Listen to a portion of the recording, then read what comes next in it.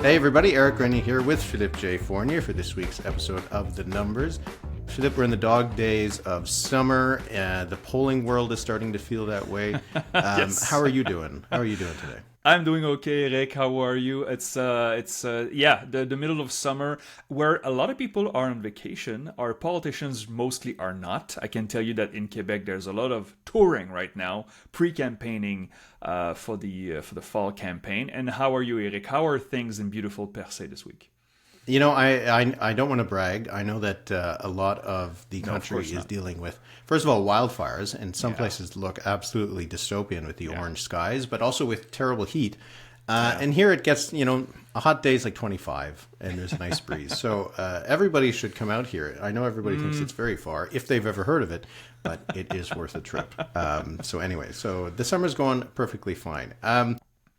So we got a number of things to talk about, not too much this week, but we debated about what we were going to do about this, but I think we are going to start with the biggest story, which is that maybe we were kind of wrong about something. We are. Okay. Yeah, last week we talked a bit about the narrative research polls that came out about Atlantic Canada. There was a poll in Prince Edward Island that had the Green Party leading with 54%. The governing PCs were at 18%. And we were a bit skeptical about it because those are obviously dramatic numbers, especially considering that the PCs won with about 56% in the last election and now are at 18 in this poll. And then there was a by-election on Monday, and wow. I mean, maybe we have to say to narrative research, maybe they were onto something. So, okay, a little bit of context here. I think you and we analyze numbers, and when we have impressions of numbers that can be wrong, we will say it. We have reason to doubt narrative numbers, small sample, weird numbers. I mean, the Nova Scotia numbers that narrative had. I mean, we had 3 Nova Scotia poll in the past month. All 3 are radically different from one another. So there's something happening there. Yeah, we'll get to that. We'll get to that. But the PEI, we saw, is like, okay, well, if the Greens are at 50 in the province, they're going to win this by-election. And they were not close last time to win the by-election. And they did win the by-election. So almost 40% for the Greens, plus 16 compared to the general election in that riding of Cornwall Meadowbank. So we pre-scoffed at those numbers, and we said we would mention them right off the bat if they turn out to be right. Thing is, when you have a province-wide sample of 150, you don't aim for the pin, if I can have a golf analogy here. You just aim to be on the green, no pun intended. And yeah, they got on the green because the Green Party did win this by-election. So are the PCs in trouble there? Because that was a bad result. They lost half of their support. I know it's a small riding, small population, but those swings are still dramatic, right?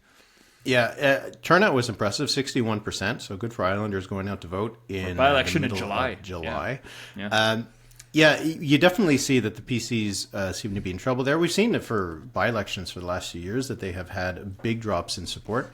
And I think a lot of people might be wondering, like, it's just a by-election in Prince Edward Island. Why are you getting so excited about this? The thing is that if this by-election took place just out of the blue, we would be like, oh, wow, all right, big swing. Probably the candidates, wow, this is kind of interesting, but not a big deal. But the fact that this by-election happened a week after this poll that had the Greens leading in the province, it kind of suggests that poll, while, like you said, it might be more in the green, lots of green in this conversation, but rather than right near the pin, I think that's right, because if you compare it to the last election, the Greens, if you take that poll, they were 32 points higher than they were in the election. The PCs were 38 points less. And the swing we saw in the by-election was 16 plus for the Greens and minus 27 for the PCs, which is actually not too far from the drop from the poll. Yeah. So it kind of corroborates the direction of the poll, that the Greens are certainly up. The Liberals might be up a little bit. The PCs are down huge. Oh, yeah. There's an election next year scheduled. I mean, it could be earlier, but if you're Rob Lance, I don't think you want to go early. No. But, I wrote about it on the Writ this week, but we've kind of been here before. We were here in 2019, but boy, it kind of seems that if you had to choose who's going to win the next election in Prince Edward Island, it would not be the PCs. Oh my! And it could be the Greens for the first time ever in Canada, anywhere. Can you imagine, right? Like, are they ready for prime time? That's the question. Because okay, winning a by-election, what did the lady had? I'm sorry, I forget. I'm blanking on her name. Right, I read it, but she had 1,200 votes. Yeah, that's not a lot. Tate Willows. That's right. Thank you. 1,200 votes. So that's really good in the context of PEI. But a by-election is a whole new animal. They have the machine to be able to win. They had a record of seats in 2019, but they went down again. So I don't know. Anything with the Greens from coast to coast is always very fragile. Every time they seem to have a breakthrough, fortunately for them, they have a setback shortly after, right? So we'll see where this goes. And I think a lot of Islanders woke up to this saying, oh, hang on, is this real? And now I think they're going to be under the microscope because they could be perceived as the potential front runner. I say this very carefully, but yeah, this was a big surprise. And I'd like to say, yeah, mea culpa to narrative research. I mean, I'm still very skeptical about your Nova Scotia numbers, but that's all right. But your small sample of PEI seemed to make sense this morning. And we should mention it. And now, man, I'm looking forward if we'll have a few more PEI polls in the next year, because I mean, yeah, the election would be in the spring. It would be in April or May, right? So it's coming fast. Yeah, I think, or maybe in the fall, but next year. But the thing is with this is that now if we see another poll that has the Greens ahead, we're not going to be like, yeah, right. We're going to be like, oh, okay, let's take a look at this. Yeah. Also, we should mention. Yeah. We lost a point on the leader resignation draft. So Robert Mitchell, the leader of the PEI Liberals, does not have a seat. He's run in 2 by-elections. Both times he increased his party's vote share by a significant amount. Here the Liberals were up 13 points, not bad. But after losing 2 times, he is out as leader of the PEI Liberals. And that is a leader that neither of us chose in our leader resignation draft. So that was a point left on the table. Curious to see what's going to happen there. Who's going to like this? The party has had a lot of trouble with leaders. Their last leader, Sharon Cameron, she was there for like a few months before the actual election, and then she was gone. They almost seem a little bit like the Ontario Liberals, where they have interim leaders more than they have permanent leaders. And also, if you're an MP, a Liberal MP, and Liberals have all 4 seats there. Right now, you're probably thinking, I'm probably better being in I have a 1 in 4 chance of staying or being in cabinet with Mark Carney than I do trying to take this party back to some sort of relevancy in Prince Edward Island. So, an interesting little development. And if next year we're talking about a PEI election where the Greens are about to win, like that's the kind of thing that does have some impact, right? Like. It's not going to be the same scale, obviously, but when Rachel Notley in Alberta and the NDP won there, it boosted the federal NDP significantly.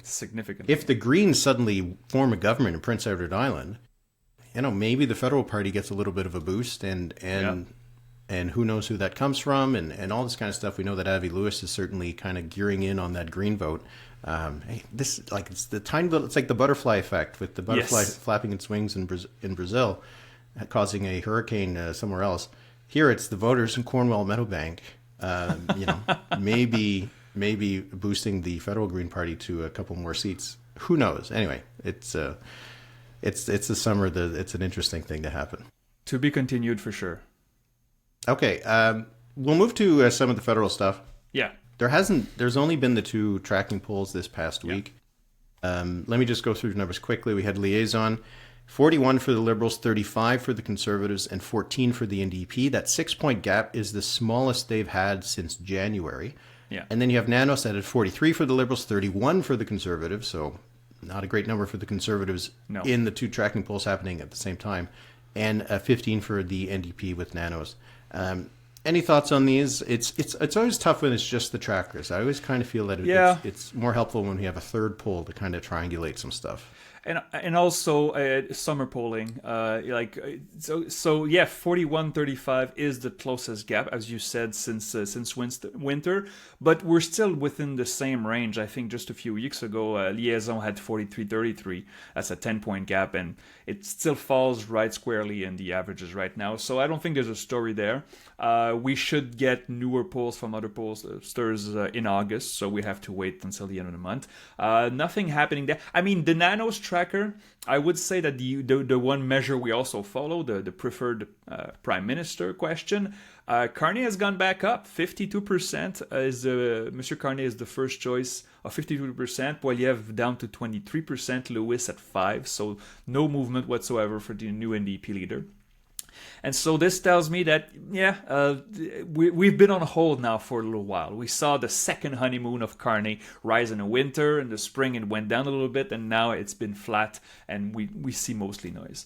That would be my read. And also, we should mention there was an oversample from Abacus in Atlantic Canada only. So 1,000 respondents just from Atlantic Canada. Federal numbers: 55 Liberal, 33 Conservative, 8 NDP, 2 Green. So again, no movement there. This would be a really good score for the Liberals. It would not be a sweep, but it would be a really good score if it translated into seats. Very little movement right now. Again, it's summer, so it should not be too surprising. Yeah, I don't really have much to add on that. I was just looking at some of the numbers from Abacus or from Atlantic Canada. Atlantic Canada seems to me like the kind of place that would really vibe with Mark Carney, right? Kind of a progressive conservative kind of liberal rather than a more left-leaning liberal. Yeah. And especially if Carney's support is supposed to be the boomer vote. I just looked at the support for the Liberals among 60 plus Atlantic Canadians. Yeah. It's 71%. Yeah, it's incredible. 25 for the Conservatives. So I know, right? Those older folks out on the East Coast are loving the Carney vibe. So anyway, I just thought that was kind of interesting. Also, the Greens at 2. So this is also an interesting number, because if we have the butterfly effect from PEI, if we have the Greens doing a little better, we know the Greens have a base at least in New Brunswick. Will we see the federal Greens go up a bit? No, 8, 7, 9% maybe. But to be continued. I'm going to be watching these numbers.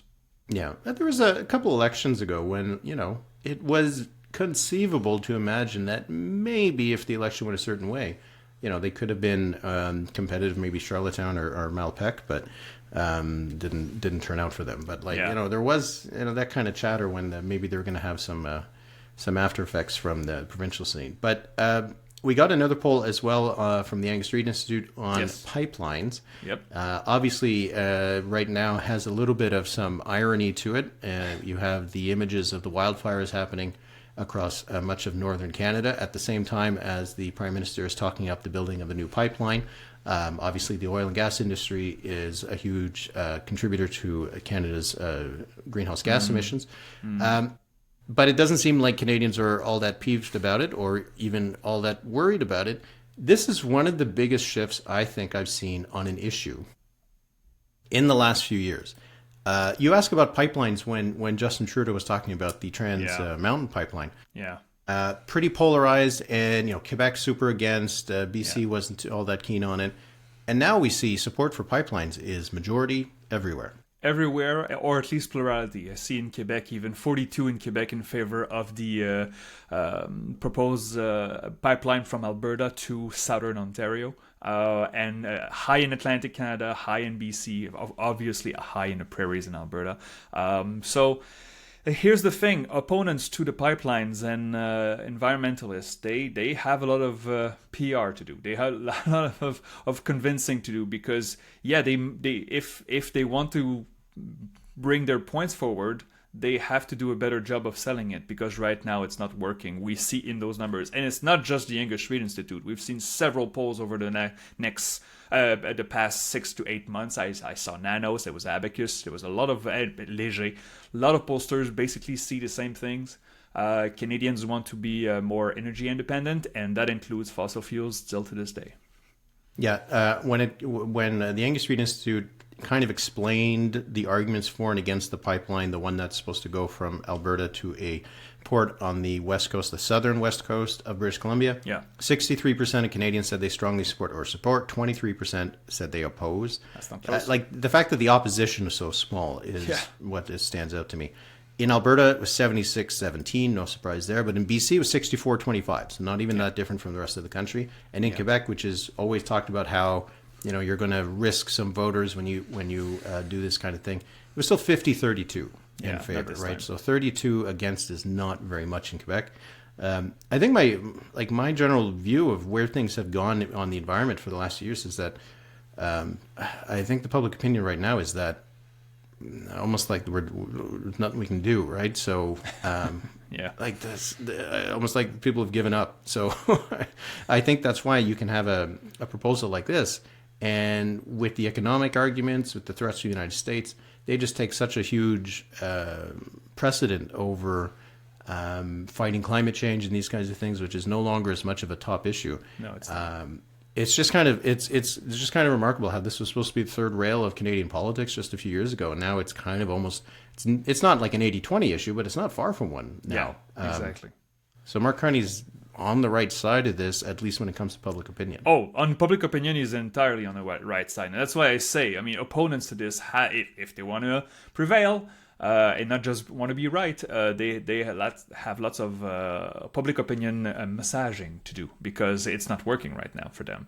But it's lots of building and investments announcements. We just had, again, the TGV in Quebec and Ontario, and Western Canada is going to get pipelines. There's a lot of building announcement, and we saw in the polls for years that's what many Canadians wanted. More building, more infrastructure, and so even though there's controversy, there's opposition. Right now, the government is doing what most Canadians want, at least according to the polls. We'll see if we have another summer of wildfires. It is, like the climate change involves tons of other things. Wildfires is kind of a tangentially related one, right? But it is such an in-your-face one in a way that, like the rising temperature of the ocean is not going to be, people aren't going to notice that. It is such an in-your-face and stark and very kind of scary reminder of how the environment is changing. I wonder if another summer of that might move opinion. It didn't really seem to do that last time. So I'll be curious to see if the Angus Reid Institute, and I know they will, has more polls on pipelines once we get into the fall, where these, people have experienced these orange skies for the summer and have spent time, on their vacation, not seeing anything because it's all obscured by smoke. So anyway, we'll see if that's going to move the dial at all. But I think that I'm not sure it will. The skies in Montreal last summer looked like Blade Runner for a few days, and I wonder if just people get used to it. But we'll see.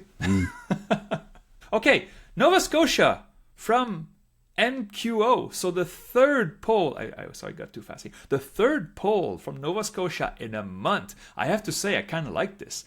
Here's a problem though, Eric.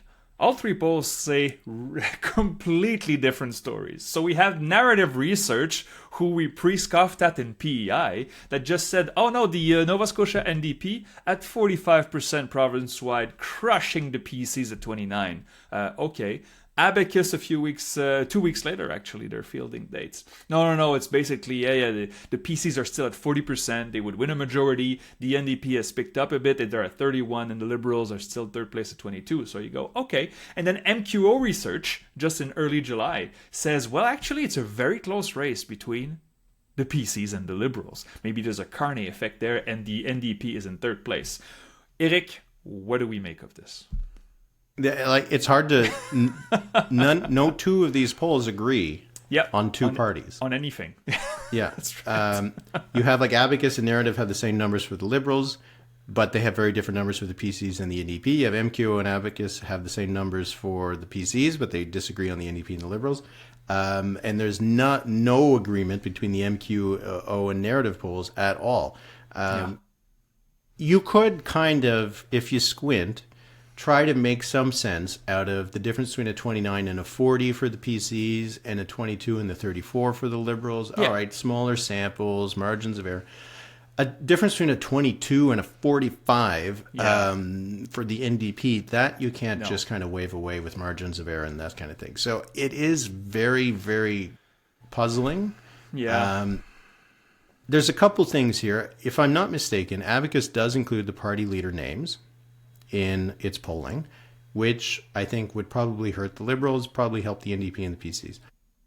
MQO doesn't, which could have helped the Liberals, but I don't think Narrative does either, and it didn't help the Liberals. So that doesn't really help explain anything. It is kind of odd and hard to fathom what's going on. That by-election that took place in Cape Breton kind of didn't suggest the NDP was doing very well. No. And, if anything, probably argued more for the MQO numbers or maybe Abacus than Narrative.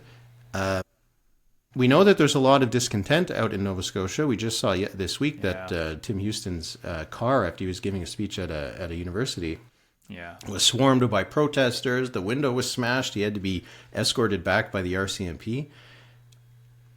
So there's some elements of that's definitely showing up in these polls. But I don't know. I saw Avi Lewis tweet a little bit about how the momentum for the Nova Scotia NDP is a sign of the hard work and everything. Okay, well, what does he think about the 22 in the MQO poll? I don't think he likes that one.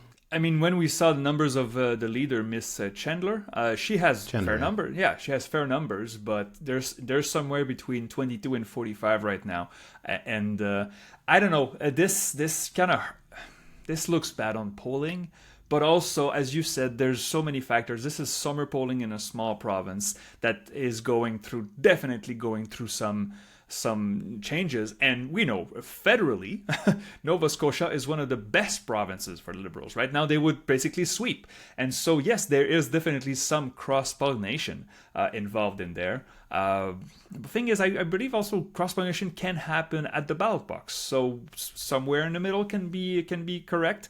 But yeah, I'm not gonna update quite just yet because my ranges of seat projection in Nova Scotia would be insane. Oh, the PCs could win between 15 and 45 seats. Yeah, that is very helpful, right?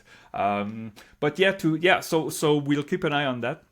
To see if there's one that emerges. But as you said, the by-election is not perfect, but it's a real measure of a local place. The NDP did not reach double digit in that by-election. They had 9%. And so maybe locally the NDP has not done too well, but there's no way they're at 45 province-wide and still hit 9% in that riding. That just doesn't make sense. But we just got caught with scoffing at narrative research in PEI, so we have to be careful. And I think being careful here is the wise attitude. Yeah, and Tim Houston would also have to be careful because even with the best poll here, the 40% for Abacus and 9-point lead, that's down quite a bit. That's down like 12, 13 points from the last election, right? So even in the best case scenario, he's lost 20% of his vote. So that, I think, would be a little bit of a warning light for Tim Houston and the PCs out in Nova Scotia. They don't have a fixed election date anymore. No. They had it for a minute and then they dropped it.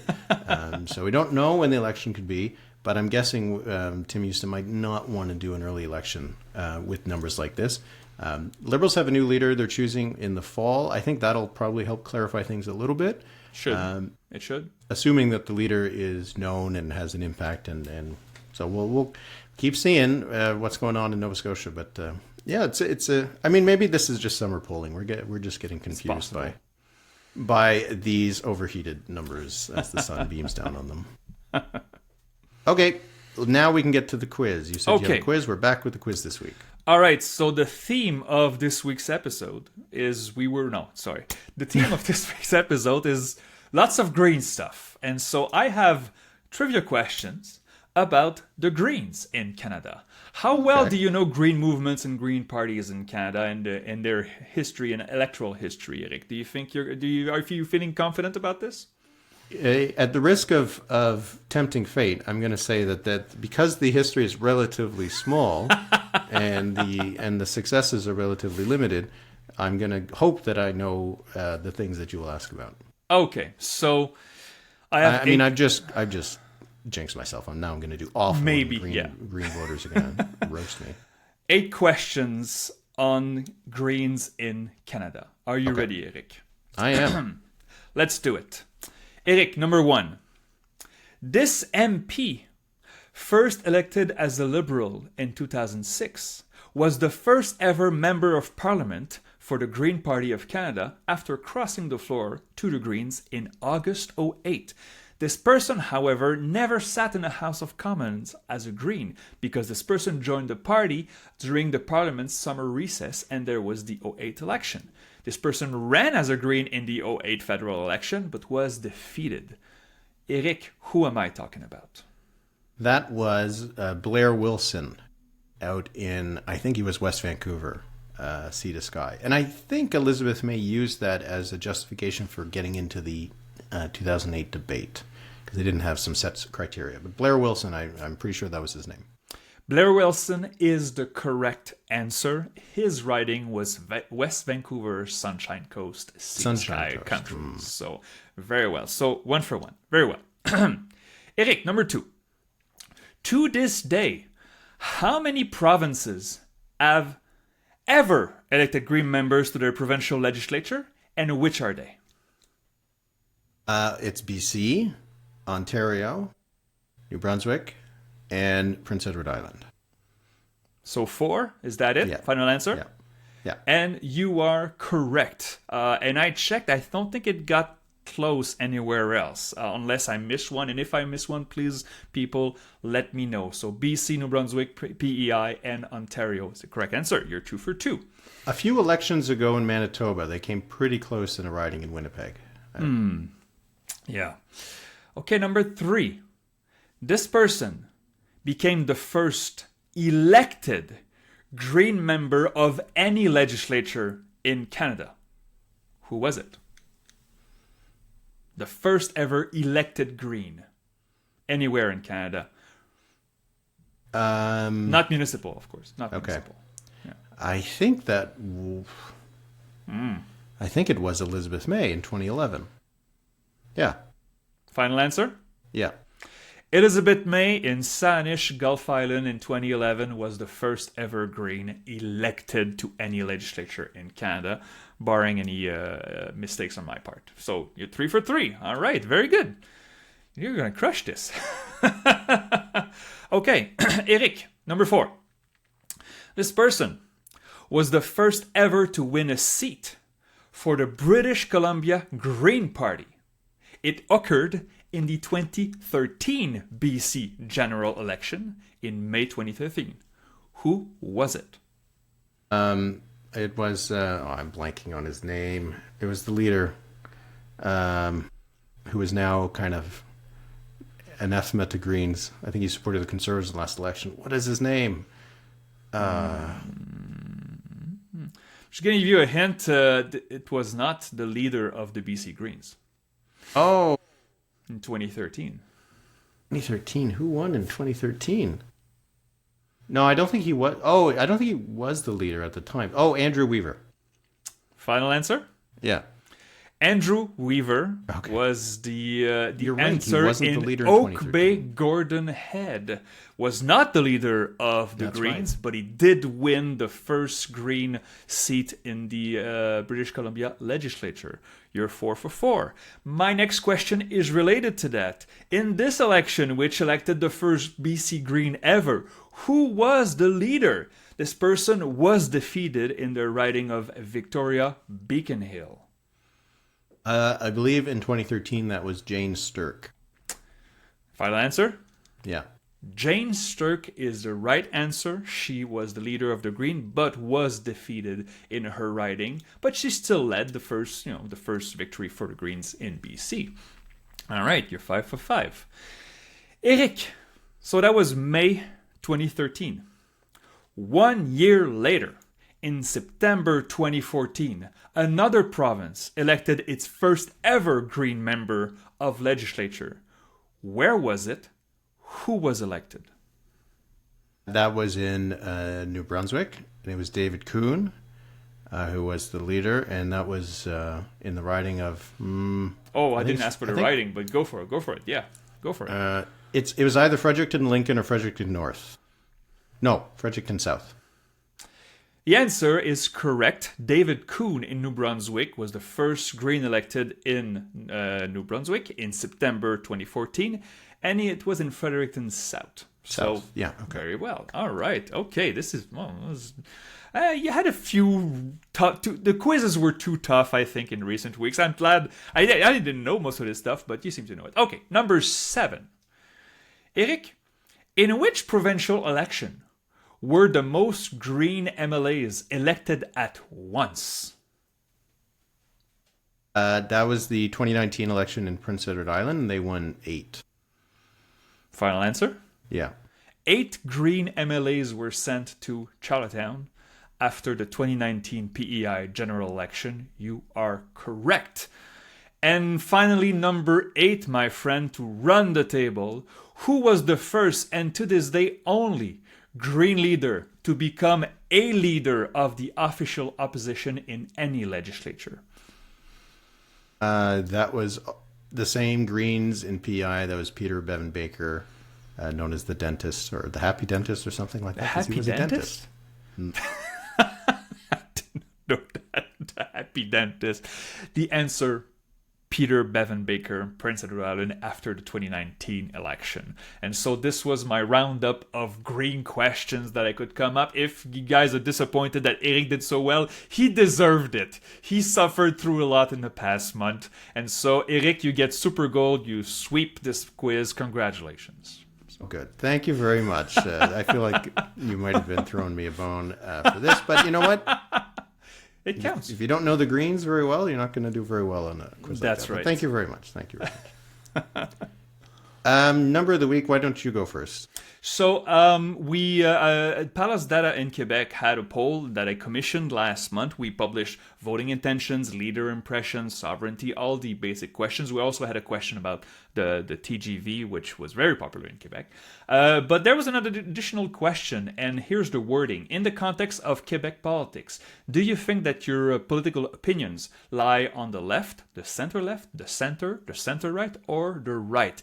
So this is asking people basically where they themselves identify on the political spectrum. And the breakdowns are very interesting. And the most chosen question was 30% in a center. 25% chose the center left. 19% chose the left. 18% center right. And only 8% chose the right, which I think was a bit surprising. There's a feeling that Quebec politics has moved a bit to the right. I'm still saying it's mostly centrist in the Canadian context, but this data shows that Quebecers still see themselves as centrist with a slight lean to the left. I have this on qc125.ca, so if you want to see the details of this poll, go there. I will have more on this in the coming days. All right. For me, my number of the week will be 23%. This was Pierre Poilievre's score on the best prime minister question for nanos. And I bring it up because, one, that number has just not changed. It's gone from 25 to 24, 23, 22, back to 24, 20. It is not moving at all, and it seems to not even move that much in relation to any of the other leaders. So he seems to be pretty stuck. And we've seen some reporting over the last week or so about some discontent within the Conservatives, some infighting within the movement. There's a story about how the Conservatives are a little bit worried about what the fundraising numbers are going to show when they get published, usually at the end of July. So that'll be something to keep an eye on. But yeah, it's just a bit of a summer of discontent for Pierre Poilievre and the Conservatives. And that 23%, the fact that it is still 23%, that it just hasn't moved. Over a year since Mark Carney became re-elected or elected as prime minister is just a remarkable thing, and I think a big reason why he's still having some trouble within the party. Whether that'll cost him his leadership or not, I don't know. But anyway, he's going to probably not be looking at that number over the next few weeks either, because it's not a pretty one. Oh no. All right, well, that'll be it for this week. So as we've mentioned before, what we're doing during the summer is every second week we have a bit of an extended episode with a mailbag portion. We did that last week. We will do it next week. So if you're already a member of the Patreon, look for a call out for questions on Tuesday. If you're not a member of the Patreon and you would like to receive that episode, you can join us at thenumberspod.ca. You can also, if you just like using the Apple Podcast app, you can subscribe on that app. And your support is greatly appreciated. Even in the doldrums of summer, we still have some things to chat about. So anyway, Philippe, hope you have a good weekend. Hope you have a good week. We'll chat next week. And hope the skies clear up over Montreal for it. Absolutely. Merci beaucoup, Eric. Thank you, everybody. Have a great weekend.